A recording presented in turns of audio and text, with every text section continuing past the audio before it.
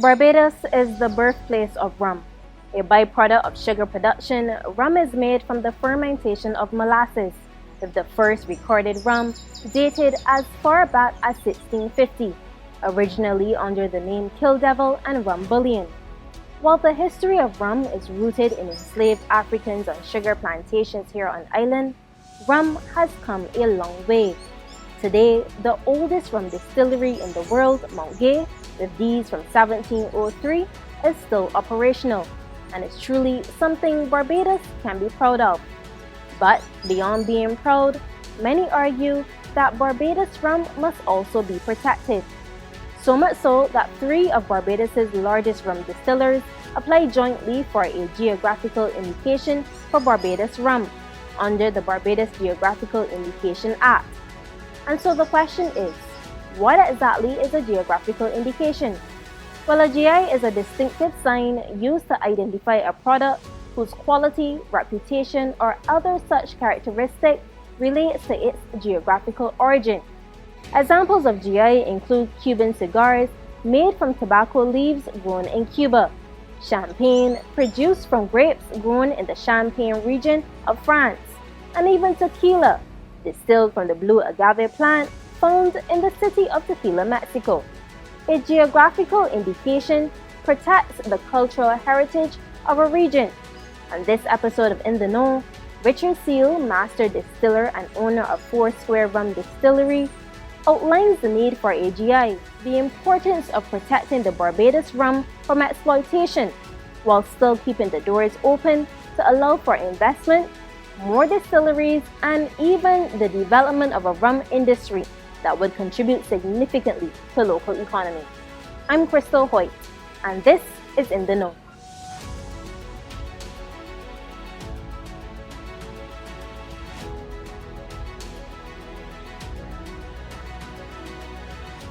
Mr. Seale, thank you for sitting down with me. I want to jump right in. Why is the geographical indicator important? So that's a good question, because we focused a lot on the what, and perhaps we need to spend more time on the why.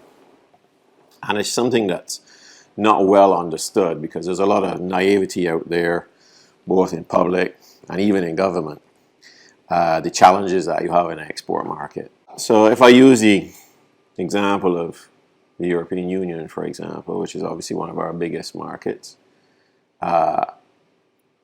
if you're not registered as a geographical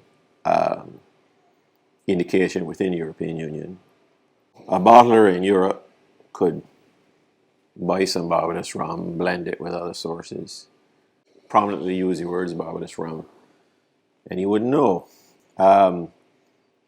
And even taking a step beyond that, because of course some people say, well, hang on a minute, doesn't it have to ship with a CARICOM certificate of origin? Yeah. But if you look at the European Partnership Agreement, there are things called value added and accumulation rules.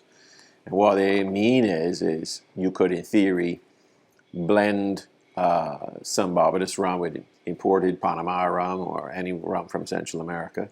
And as long as you met the value added criteria, you could then ship it to the European Union with a CARICOM certificate of origin. And then don't forget, one of the key reasons why this why becomes more and more important is because as we have invested in the Barbados Rum brand, us and Mount Gay have invested the last several decades in the Barbados Rum brand, the Barbados Rum brand is more valuable. And so therefore, the desire to exploit it is greater and greater. 30 or 40 years ago, this probably was an issue because people really didn't necessarily desire to put the word Barbados rum on. But now, because of the value that we've associated and created with it, so this is the irony of your success. And this is why I also explain it's totally analogous to a trademark.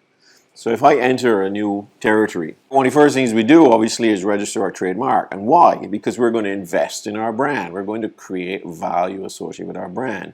So therefore, we have to protect the brand. Well, it's the same principle with the category, Barbados Rum. You need also to protect that. Because at the end of the day, anything labeled Foursquare, obviously that revenue should accrue to Foursquare. But anything labeled Barbados, that revenue should accrue to Barbados. There have been not one, but 3 GI applications made. dating as far back as 2016. Who submitted the first GI application? So several years ago, the government had it as its policy to register geographical indication for Barbados rum. It was a stated policy, it was a good policy, and the agency to implement it was the BIDC, and the process and an actual registration was submitted in 2016. Unfortunately, government has gone lukewarm on this process. There was a lot of discussion on it. There was a resubmission in 2020 by the BIDC, and then it was pulled. So therefore, that is why Mount Gay and ourselves and Nicholas Abbey, all of whom invest obviously heavily in Barbados rum, all of whom produce Barbados rum from sugarcane to bottle, have a vested interest in protecting Barbados rum. And I think the important point about GI legislation, so GI legislation is basically, the member states to the WTO create GI legislation in their home laws, and that facilitates producers to register GIs. One of the basic tenets of a GI compared to a trademark, if I register a trademark, well, I'm the only person that can use that trademark unless I give permission. The difference with a GI is any producer can register it, but then any producer can use it. No producer can be prohibited from using. The application specifies that Barbados rum will be required to be distilled, matured, and bottled in Barbados, free of adulteration. Foursquare Rum Distillery is one of the 4 main distilleries on island, the other 3 being Mount Gay Rum Distillery, St. Nicholas Abbey, and West Indies Rum Distillery. And it's no secret that there has been some contention with the latter distillery. They've deemed that the current application is too restrictive if the entire process has to be done in Barbados. Why is it important to have the entire process done here? Well, the opposite is an absurdity. How is it from Barbados if the entire process is not done in Barbados? I mean, this is really a common sense thing. Barbados rum made in Barbados. I mean, how is that a remarkable feat? And let's be clear, in Barbados and Jamaica, who are both trying to pursue GIs, there are 6 distilleries on one side and 1 foreign-owned distillery who are basically opposing this process. The Barbadians and Jamaicans are all for common sense. Yes, Barbados rum must be made in Barbados, Jamaica rum must be made in Jamaica. But how did we get here? And that's the other point we need to understand. It's a colonial vestige that the rum category has so much branding abroad. So if you look at other categories, so if you look, say, at Scotch whisky, all of the Scotch whisky brands are indigenous brands. And even if they're foreign owned, they're indigenous brands. And the same thing with like Mount Gay. Mount Gay might be foreign owned, but it's an indigenous brand. But rum, as I say, because of this colonial vestige where all of our agricultural products were shipped in bulk for branding overseas. I mean, we had the absurdity where we would ship raw sugar abroad, ship it to UK refiners, and Barbados was prohibited from refining it, and ship it to UK refiners, and they would refine it and package it and sell it back to Barbadian consumers. So that's where branding, where the added value and the branding was all done abroad. This is the colonial structure. And so, of course, you have a lot of vested interests in maintaining this structure, because that's where, if you add the value abroad, that is obviously in the vested interest of the multinationals. And you have to realize as well that Barbados is, we know, is a high-cost place. It's a high-cost destination in tourism. It's a high-cost place for manufacturing. So if a multinational can use the words Barbados rum, but have lower production costs, what are they going to do? Give me a breakdown of the production costs. So when we talk about production costs, so one of the things that's very important to the context of the value added is this step of maturation. So when we say to you that a Barbados rum, common sense, fermented, that's when we move from the sugarcane, molasses, or juice. We ferment that into the molasses wine. Then you distill the molasses or cane juice wine and that's how you have your distillate, your fresh white rum. Then you mature it. But the thing to understand is that's where substantially most of the value is added when you're talking about the premium end. So if I'm talking a 10 or 12-year-old rum, for us at Foursquare, vast majority of what we export is on a premium end. That's really, really exist. And when we sell a product that's a 10 or a 12 or a 14-year-old rum, you're talking about a product 80-90% of the value is added in Barbados. And so the reverse is also true. If you ship bulk distillate out, fresh out the still, for maturation and bottling overseas, you are adding the value overseas, not in Barbados. If you went in my bottling line and you saw lots of foreign people with work permits, you'd be horrified, rightly so. But of course, if I ship a bulk rum out and I bottle it overseas, that's the same thing. It's the same thing. I've circumvented the work permit rules. And so why is it cheaper to mature overseas? Well, this is where our climate is so important. A geographic linked product is more than the location of the factory. So in other words, if you were to lift Foursquare up, all the equipment, and replant it somewhere else, the rum would be different. That's the nature of a geographically linked product. To give you a counterexample, lager beer, ordinary lager beer, is not a geographically linked product. It's made in a sterile environment, so that's why there's a Heineken brewery in Holland and there's a Heineken brewery in St. Lucia. Notwithstanding any of my beer friends who may swear there's a difference, in theory they're meant to be the same product because they're both made in a sterile environment. But rum is not made in a sterile environment. It's influenced by the climate and by the microflora and the microfauna. So perhaps something as small as the water in France versus the water in Barbados. Exactly. Every Barbadian knows our water is special. It's not something I have to explain. And our water being very special is a big part of our historic success, both in producing large amounts of sugar, and also the success and fame and reputation of Barbados rum going back to the 17th and the 18th centuries.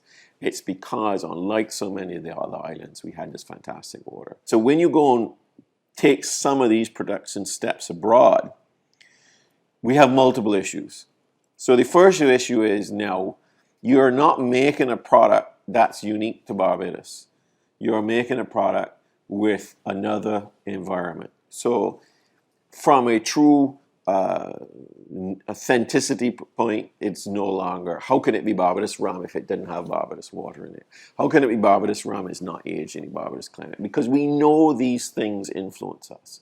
So we've destroyed this premise that Barbados' rum is something that you can only make in the region. And that's the backbone of why you're saying our product is special and it needs to be protected because it can only be made here.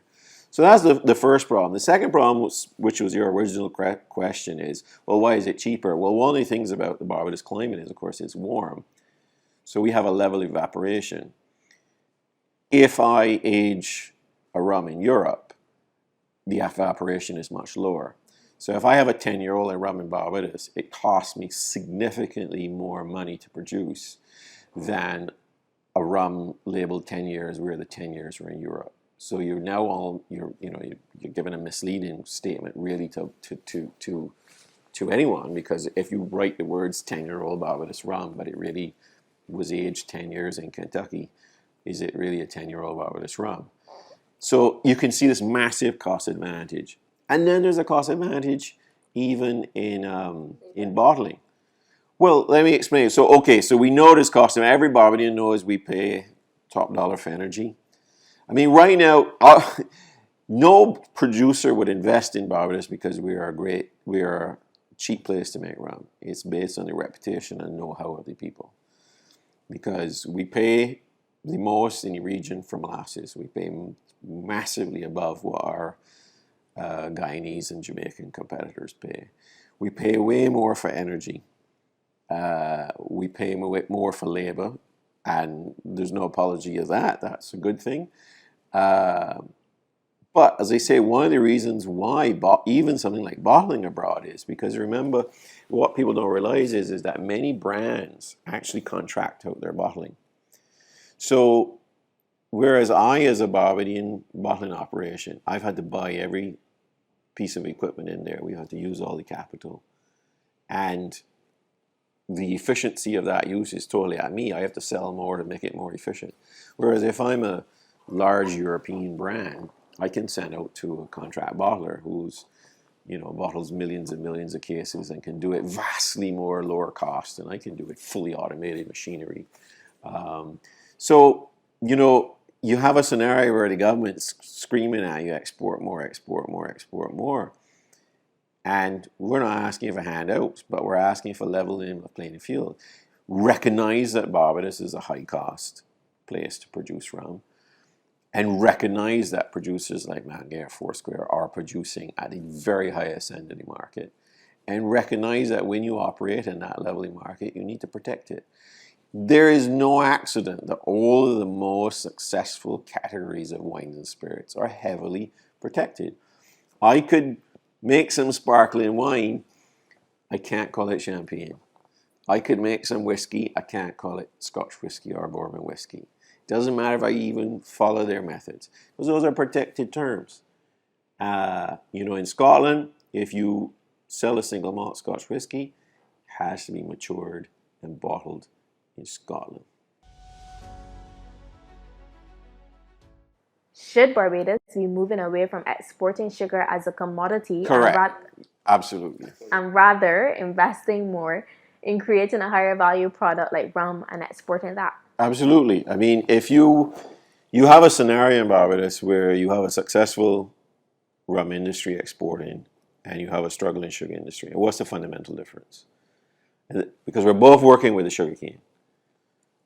Same sugarcane, same cost. What's the fundamental difference? The fundamental difference is the rum category has been able to leverage the value of their product and add value through branding, through premiumization, through aging.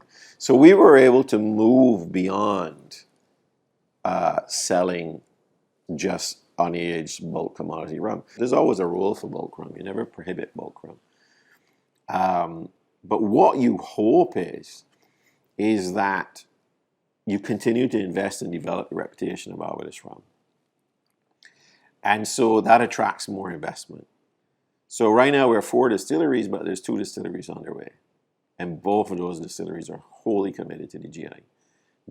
Because it's who they are. It's not something they sort of sit down and decide. It's an absurdity for them to think anything other than to make Barbados rum in Barbados. So we have two more distilleries coming, and that's what you want to see. And what your dream is not that you promote bulk, but your dream is that the certified Barbados rum is so valuable that anybody making rum chooses to make all the steps here because it's more economically rewarding. That selling in bulk is short-sighted, that you don't get your best value. And this, again, if you look at a category like Scotch whiskey, there's a little bit of bulk whiskey that leaves Scotland, but very little. Why? Because if you are operating a distillery in Scotland, the most intelligent thing you can do with your whiskey is to sell it as Scotch whiskey. So follow the rules and sell it as Scotch whiskey. That's how you're going to get the best value for your liquid. So what you want the dream here is that you create, again, I use the analogy of trademark. If I go into a country, I register a trademark, it doesn't automatically give me sales. What it does is it protects the integrity of my product. And it signals as well that my brand is important. And of course, with the GI, that Barbados is a special place. It has a great historic reputation. And so you hope now you build and then you get more of this investment. And so, Barbados really doesn't have a rum industry. It's always I hate the term, because really what we have in Mount Gay and Foursquare is 2, artisanal producers who do remarkably well on the global stage. And then there's a little boutique distiller at Nicholas Abbey. The day we have a rum industry is when there's 10 Foursquares and there's 10 Mount Gays. That's the day we have an industry. You can't build Barbados rum exports by changing Mount Gay and Foursquare into mass producers. We are who we are, and we built our global reputations on who we are. What you need is 10 more of us That's what you need. That's how you're going to really significantly grow the industry. That's interesting. It's not often that you hear business owners being open to more competitors. Well, yes, but it's more competition, but it's also you're making the cake much bigger.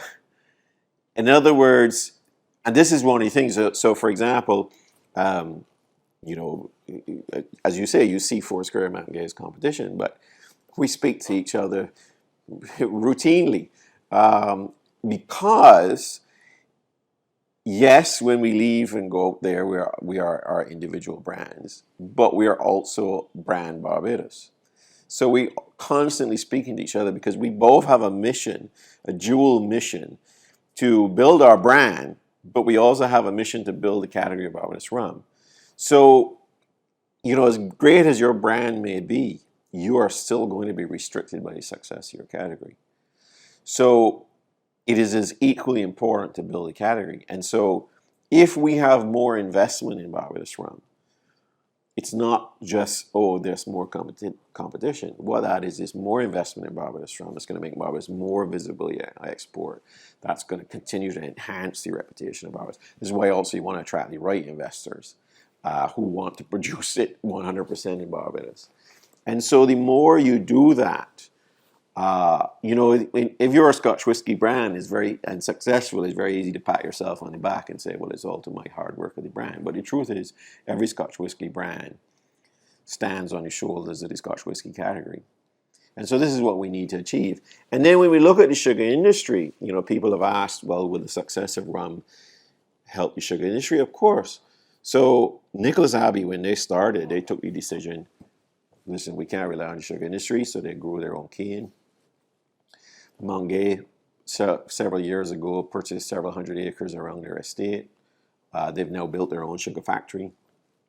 Us at Foursquare, we take cane from Ashbury Plantation. We've now also growing our own as well, so we mill. So all of us are taking our own steps so that irrespective of what happens to the sugar industry, Barbados will continue to grow sugar cane, and sugar cane will continue to be an indispensable component of Barbados rum. You mentioned that distillers have made significant investment in Barbados rum and the Barbados rum brand. What are some of the ways in which you've invested? Well, I think it's pretty easy to summarize what we've done here. So we acquired, you know, the closed Foursquare sugar factory. When we came here, we bought just what was the factory yard. The factory is separate from the Foursquare estate, which is still separate. So that was 7 acres that we bought. We are now 53 acres. We put in 1 still originally. We now have 3 stills. We've just completed our 6th large aging warehouse, number 6. And we also have 1 small one. So we've, you know, invested in another, obviously, sugar mill. We now have 2 sugar mills. We've invested in this 55,000 square foot bottling facility, which has 5 lines. You know, we've invested and we've grown as we've invested. And of course, our stocks. So we have one of the largest stocks of aged rum in the entire rum category. And that's another part that's really misunderstood, is that you can't sell without the reserves to back. During the pandemic, they were reaching out saying, well, how can we, you know, what can we do to double your exports? And they say, well, you know, it doesn't work like that. You have to have the reserves. The 10-year-old rum I sell today was made 10 years ago. It doesn't work. And you don't just say, okay, well, why don't you sell more 5-year-old rum tomorrow? Well, if I sell too much 5-year-old rum, I won't have enough 10-year-old rum. So there's a great disconnect in understanding the difference between an artisanal producer and a sugar industry. I think government is still stuck in the idea of the sugar industry where you're making a single generic product and everybody's making the same thing and you're only different size factories, and to sell more you just have to run the factory a little faster. It doesn't work like that. It's a very, very long horizon business. You know, today our biggest sellers, as I say, we really focus on the high end. So most of our revenue comes from rums in 10 to 14 year range. So, you know, they took 10 to 14 years of investment. So it's not just, okay, can I sell double my 14-year-old rum tomorrow? No. And you don't sell those kind of rums, which sell for, well in excess of €100, and in some cases €200 a bottle.